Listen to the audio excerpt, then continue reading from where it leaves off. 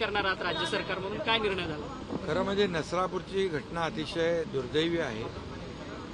एका 4 वर्षाच्या मुलीवर अत्याचार करून तिचा दुर्दैवी निर्गुण हत्या करण्यात आलेली आहे। त्यामुळे असा जो आरोपी आहे त्या आरोपीला खऱ्या अर्थाने मी यापूर्वी देखील म्हणालेलो आहे, जिवंत राहण्याचा अधिकार नाही, त्याला फासावर लटकवलं पाहिजे आणि तशाच प्रकारची मागणी कोर्टाकडे आपले पोलीस करणार आहेत।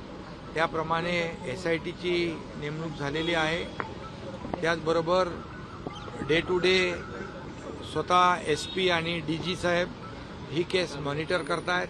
मुख्यमंत्री महोदय सातत्याने यावर त्यांचंही लक्ष आहे आणि या केसमध्ये अगदी प्रत्येक पुरावा गोळा करून फुलप्रूफ अशी केस ही जी आहे कोर्टासमोर चार्जशीट 2 आठवड्याच्या आतमध्ये सबमिट करण्याचा देखील प्रयत्न पोलीस करतायत।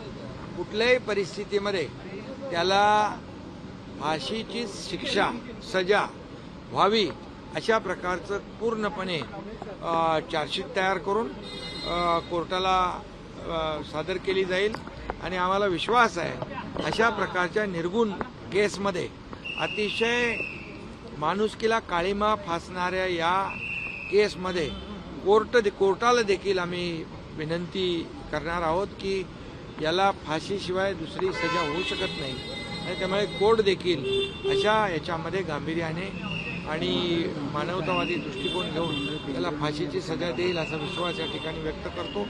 त्याचबरोबर आज कॅबिनेटमध्ये जे अशा प्रकारचे आरोपी जे आहेत, हॅबिच्युअल आहेत, अनेक वेळा ज्यांनी गुन्हा केलेला अशा प्रकारचा, त्यांना पॅरोलवर सुटल्यानंतर पुन्हा अशा आरोपींकडून अशा प्रकारचे अत्याचाराचे, बलात्काराचे, हत्येचे घटना झालेल्या आहेत, प्रकार झालेले आहेत। त्यामुळे उच्च न्यायालयामध्ये देखील अशा प्रकारचे जे वारंवार बलात्काराचे, अत्याचाराचे, खुनाचे आरोपी जे आहेत त्यांना पॅरोलवर ते सुटता कामा नयेत, पॅरोलवर त्यांना सोडू नये अशा प्रकारची विनंती देखील राज्य सरकारच्या माध्यमातून कोर्टाला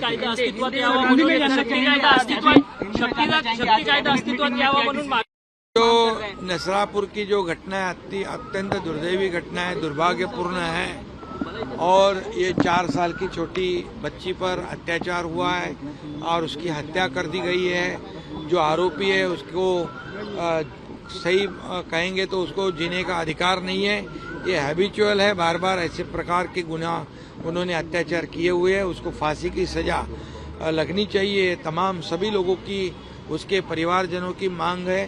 सरकार का भी यही कोशिश है, सरकार की भी इसमें SP पुलिस और DG साहब खुद मॉनिटर कर रहे हैं। मुख्यमंत्री महोदय जी इस पर ध्यान रखे हुए हैं और इसलिए यह पूरी तरह SIT के गठित की गई है और विशेष कोर्ट भी उस केस के लिए अपॉइंट किया जाए ऐसी मांग हाईकोर्ट से सरकार कर रही है और निश्चित रूप से उसको सजाए मौत, फांसी की सजा उसको होनी चाहिए ऐसा चार्जशीट फाइल करने वाली पुलिस कोशिश कर रही है।